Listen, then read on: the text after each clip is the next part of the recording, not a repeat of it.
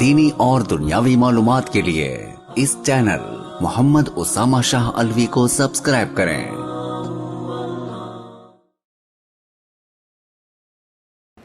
نحمده ونصلي ونسلم على رسوله الكريم اما بعد فاعوذ باللہ من الشیطان الرجیم بسم اللہ الرحمن الرحیم۔ پچھلے 2 دنوں سے کامیاب اور ناکام آدمی کے اوپر گفتگو چل رہی تھی، پھر کل اسی ضمن میں آدمی کا ناکام ہونا اور پھر اس کے بعد پریشان ہونا اور اس پریشانی سے بچا کیسے جائے اس کے اوپر گفتگو کی، اور آج جس موضوع کے اوپر گفتگو کرنا چاہتا ہوں وہ ایک ایسا موضوع ہے کہ آپ اگر وہ چیز اپنے ہر کام سے پہلے کرنا شروع کر دیں تو آپ کو کوئی بھی کام پریشانی نہیں بنے گی، آپ کے کام کے اندر رکاوٹ نہیں آئے گی۔ اور اس کو کہتے کیا ہیں؟ اس کو کہتے ہیں استخارہ۔ استخارہ کہتے کسے ہیں؟ استخارے کا مطلب کیا ہے؟ استخارہ کہتے ہیں خیر طلب کرنا، بھلائی طلب کرنا، اور شرعی تعریف، شرعی معنی اس کا یہ ہے کہ 2 ایسے کام جو کہ دونوں ناجائز نہ ہوں، جائز ہوں، آپ کا ان دونوں کو چھوڑ دینا بھی صحیح ہو اور ان دونوں کو کر لینا بھی صحیح ہو، اور آپ ان دونوں کاموں کے اندر تذبذب کا شکار ہو جائیں تو آپ اللہ تعالیٰ سے مشورہ کریں گے کہ میں ان دونوں کاموں میں سے کون سا کام کروں۔ جس چیز کے اوپر اللہ تعالیٰ آپ کا قلبی سکون، دلی اطمینان دے دیں گے، آپ وہ کام کر لیں۔ اس کو کہتے ہیں استخارہ کرنا۔ اور استخارے کی اہمیت کیا ہے؟ حضرت جابر رضی اللہ تعالیٰ عنہ فرماتے ہیں کہ رسول اکرم صلی اللہ علیہ وسلم نے ہمیں استخارہ کرنا اسی طرح سکھایا اور اس طرح حکم دیا جیسے کہ کوئی قرآن پاک کی آیت سکھاتے ہوں یا قرآن پاک کی کوئی تفسیر سکھاتے ہوں یا کوئی سورت سکھاتے ہوں۔ یعنی کہ استخارے کی اتنی اہمیت ہے جو کہ آج ہم اپنے دلوں سے بھلا بیٹھے ہیں، نکال بیٹھے ہیں۔ اب ہوتا کیا ہے کہ ہم استخارہ کرنے کے لیے یا تو کسی بڑے کے پاس چلے جاتے ہیں۔ دیکھیں، کام آپ کا ہے، استخارہ بھی آپ کو ہی کرنا پڑے گا، کوئی دوسرا آپ کو استخارہ کر کے نہیں دے گا۔ ہاں، آپ کا کام ہے، آج کل کا سوشل میڈیا کا دور ہے، آپ کو استخارہ کرنے کا طریقہ جو ہے وہ بعض علماء سے، اکثر علماء سے جو ہے وہ آپ کو نیٹ پہ مل جائے گا۔ میرے بھی آج یہی ہے کہ میں نے 2-3 علماء اکرام کو سنا، انہوں نے بہت زیادہ وضاحت کے ساتھ جو ہے استخارہ کرنے کا طریقہ بتایا تھا۔ میں نے یہ کوشش کی ہے کہ میں اس کو بہت مختصر اور پر اثر انداز میں آپ تک پہنچاؤں تاکہ آپ کے لیے استخارہ کرنا نہایت ہی آسان ہو جائے۔ اب استخارے کے لیے کچھ غلطیاں اور کوتاہیاں ہیں جو ہمارے دلوں میں بٹھا دی گئی ہیں۔ اب وہ کیا ہے کہ استخارہ کرنے کے لیے رات کو سونا ضروری ہے، استخارہ کرنے کے لیے باوضو ہونا ضروری ہے، استخارہ کرنے کے لیے نوافل کے بعد سے لے کر سونے تک کسی سے بات نہ کرنا ضروری ہے۔ اسی طرح کی کئی لغویات ہیں، دائیں کروٹ سونا ضروری ہے جو کہ ہمارے درمیان پھیلا دی گئی ہیں، حالانکہ استخارے سے ان چیزوں کا قطعاً کوئی تعلق نہیں ہے، دور دور تک بھی کوئی تعلق نہیں ہے۔ استخارہ کس طرح کیا جائے گا میں آپ کو طریقہ بتاتا ہوں۔ استخارہ کرنے کے لیے آپ نے 2 نفل پڑھنے ہیں۔ 2 نفل کے لیے ٹائم وہ ہونا چاہیے جو مکروہ وقت نہ ہو، چاہے دن ہو یا رات ہو۔ آپ نے 2 نوافل پڑھ کے اور آپ نے دعا استخارہ پڑھنی ہے۔ اب دعا استخارہ کے اندر ایک لفظ آئے گا حاذ الامر۔ جو میری مائیں، بہنیں، جو میرے بھائی حضرات مجھے سن رہے ہیں، اگر تو وہ عربی جانتے ہیں تو حاذ الامر والے لفظ کے اوپر وہ عربی کی طرح اس امر کو مٹا کے اپنا اس کام کو لے آئیں گے۔ جیسے اگر کوئی آدمی نکاح کے اوپر استخارہ کر رہا ہے کہ میں اس لڑکی سے نکاح کروں یا نہ کروں، تو وہاں پہ وہ حاذ الامر کی جگہ حاذ النکاح لے آئے گا۔ اگر وہ اس طرح کوئی کاروبار کے اوپر کر رہا ہے تو حاذ البیع لے آئے گا، تجارت کے اوپر کر رہا ہے تو حاذ التجارت لے آئے گا، یعنی کہ اس طرح کر کے آپ نے لے آنا ہے۔ اور اگر کوئی میری ماں، بہن، بیٹی، بھائی عربی نہیں جانتا، نہیں پہچانتا، تو اس کے لیے طریقہ یہ ہے کہ اس نے حاذ الامر ہی پڑھنا ہے، لیکن اپنے دل کے اندر وہ کام سوچ لینا ہے کہ میں نے یہ کام کرنا ہے اور میں نے اس کام کے ذریعے میں اللہ تعالیٰ سے مشورہ کر رہا ہوں۔ اب استخارہ کرنے کی حکمت کیا ہے؟ استخارہ کرنے کی بڑی حکمتیں ہیں۔ سب سے پہلے تو استخارے کے اندر جو بھلائی وہ یہ ہے یہ جو میں نے آپ کو طریقہ بتایا ہے اس سے آپ کا استخارہ مکمل ہو گیا۔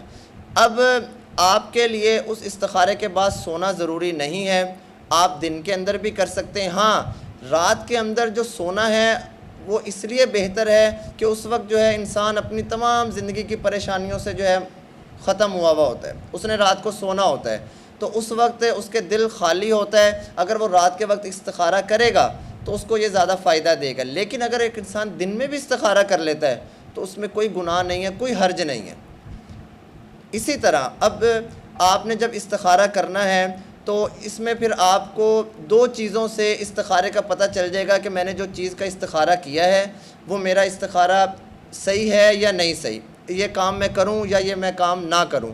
اور وہ کس طرح ہوگا کہ یا تو آپ کے لیے وہ چیز جس کے بارے میں آپ نے استخارہ کیا ہے اس کے بارے میں آپ کے دل کے اندر سکون اطمینان پیدا ہو جائے گا کہ ہاں یہ کام کر لو، یا جو چیز کے متعلق آپ استخارہ کر رہے ہیں اس چیز کے جو سامان ہے وہ آپ کو مہیا ہونے شروع ہو جائیں گے۔ جیسے آپ نے کوئی کاروبار کے اوپر استخارہ کر رہے ہیں تو آپ کو کاروبار کے لیے پیسہ آ جائے گا، یا جس کاروبار کے لیے کر رہے ہیں اس کاروبار کے لیے آپ کے پاس پیسہ آ جائے گا، یعنی کہ اس کاروبار کی چیزیں آپ کے پاس آنا شروع ہو جائیں گی۔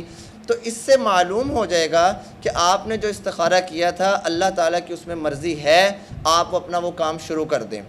اب ہوتا یہ ہے کہ کئی ہمارے بھائی حضرات جو ہے وہ استخارہ کرتے ہیں، استخارے میں وہ چیز ہاں میں آتی ہے، لیکن جب وہ کچھ دن بعد وہ کام جاری رکھتے ہیں تو ان کو اس چیز کے اندر نقصان ہونا شروع ہو جاتا ہے، پھر وہ اللہ تعالیٰ سے شکوہ کرتے ہیں۔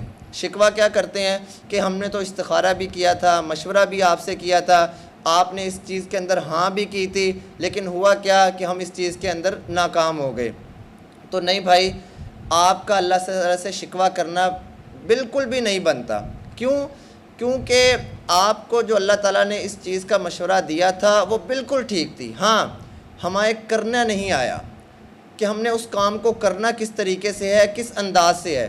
اگر ہمیں وہ کام کرنے کا صحیح ڈھنگ پتہ چل جائے تو ہم جو ہے اپنے راستے کے اوپر چل پڑیں گے، اور اگر ہمیں وہ کام کرنا ہی نہ آیا تو پھر یہ ہے کہ پھر اس کے اندر استخارے کی غلطی نہیں ہوگی بلکہ قصوروار ہم خود ہوں گے، ہمیں اپنی وہ غلطیاں اور وہ کوتاہیوں کو ختم کرنا پڑے گا۔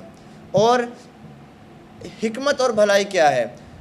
اصل میں جب زمانہ جاہلیت تھا ہوتا کچھ اس طرح تھا کہ اس وقت بھی استخارہ ہوتا تھا، لیکن وہ استخارہ ایسے نہیں تھا۔ اس وقت 3 تیر خانہ کعبہ کے اندر رکھے جاتے تھے، جو خانہ کعبہ کے مجاور ہوتے تھے وہ ایک تھیلے کے اندر 3 تیر رکھا کرتے تھے۔ ایک کے اوپر یہ لکھا ہوتا تھا کہ میرے رب کی رضا ہے، ایک کے اوپر لکھا ہوتا تھا کہ اس میں رب کی رضا نہیں ہے، اور ایک تیر کو خالی چھوڑا جاتا تھا۔ جب وہ آدمی جو کام کرنا چاہتا تھا وہ آتا اور آ کے وہ اپنی تھیلے کے اندر ہاتھ ڈال کے اس تیر کو نکالتا تھا، جو تیر کے اوپر لکھا ہوتا تھا وہ کام شروع کر دیتا تھا۔ اب اس چیز کے اندر کئی غلطیاں ہیں۔ پہلی غلطی تو یہ ہے کہ یہ نعوذ باللہ اللہ تعالیٰ کے اوپر جھوٹ ہے، کیونکہ اللہ تعالیٰ نے کب کہا، کس جگہ حکم دیا کہ آپ اس طرح تیر نکالو اور جو تیر کے اوپر لکھا ہے وہ میرا ہے؟ یہ اللہ تعالیٰ کے اوپر بہتان ہے، جھوٹ ہے، نعوذ باللہ، نقل کفر نہ باشد۔ کہ جو چیز اللہ تعالیٰ نے حکم دی ہے، پیارے نبی اکرم صلی اللہ علیہ وسلم نے ہمیں سکھائی ہے، ہمارا کام ہے کہ ہم وہ کریں، اور اگر ہم اس کے مطابق اپنی زندگی گزاریں گے تو انشاءاللہ ہمیں کسی جگہ بھی ٹھوکریں نہیں لگیں گی، رسوائی نہیں ہوگی۔ تو اس لیے اپنے ہر کام کے اندر ناجائز کام نہیں ہونا چاہیے۔ ایک آدمی ناجائز کام ہے، چرس کا کاروبار شروع کرنے لگا ہے، یا کوئی افیون کا کاروبار، شراب کا کاروبار، اس کے لیے وہ استخارے کر رہا ہے، تو آپ غلط کر رہے ہیں، یہ استخارہ نہیں ہوگا۔ جائز کام ہونا ضروری ہے، جائز کام کے اندر آپ نے استخارہ کرنا ہے، اللہ تعالیٰ سے مشورہ مانگنا ہے۔ جب آپ اللہ تعالیٰ سے مشورہ مانگیں گے نا تو آپ کے اندر انسانوں کی صفت سے نکل کے فرشتوں کی صفت آ جائے گی، فرشتوں کی صفت کہ وہ بھی ہر چیز میں اللہ تعالیٰ کے تابع ہو، وہ اللہ تعالیٰ کے حکم کے بغیر کوئی کام نہیں کرتے۔ اسی طرح ہم بھی اللہ تعالیٰ کے حکم کے تابع ہو جائیں گے کہ اللہ تعالیٰ نے جو ہمیں اس چیز کا مشورہ دیں گے ہم وہ کام کریں گے۔ اس لیے آپ مشورہ لیں، اللہ تعالیٰ سے لیں، استخارے کو اپنی زندگی میں لازمی طور پہ بنائیں۔ کسی بڑے پیر ولی فقیر سے استخارہ کروانا چھوڑ دیں، بڑا ہی آسان طریقہ ہے، آپ خود استخارہ کریں۔ میں آخر میں پھر ایک دفعہ دہرا دیتا ہوں کہ آپ نے استخارہ کس طرح کرنا ہے۔ صرف آپ نے 2 نفل پڑھنے ہیں، دن رات کوئی ٹائم مخصوص نہیں ہے، بس مکروہ ٹائم نہ ہو۔ 2 نفل پڑھ کے آپ نے دعا استخارہ پڑھنی ہے۔ جہاں حاضل امر کا لفظ آئے گا اس جگہ پہ آپ نے اپنے اس چیز کے بارے، اگر آپ عربی نہیں جانتے تو آپ نے اپنے دل میں اس چیز کو سوچنا ہے، اور اگر آپ عربی جانتے ہیں تو حاضل امر کے اوپر آپ نے وہ عربی کا لفظ بول دینا ہے۔ بس یہ کرنے کے بعد اگر تو دن میں آپ کو دلی سکون حاصل ہونا شروع ہو گیا تو مطلب ہے کہ آپ کا وہ کام جائز ہے، آپ وہ کر لیں، آپ کے لیے بہتر ہے۔ اور اگر آپ کو دلی سکون نہیں مل رہا، اطمینان نہیں مل رہا، تو آپ اس کام کو چھوڑ دیں۔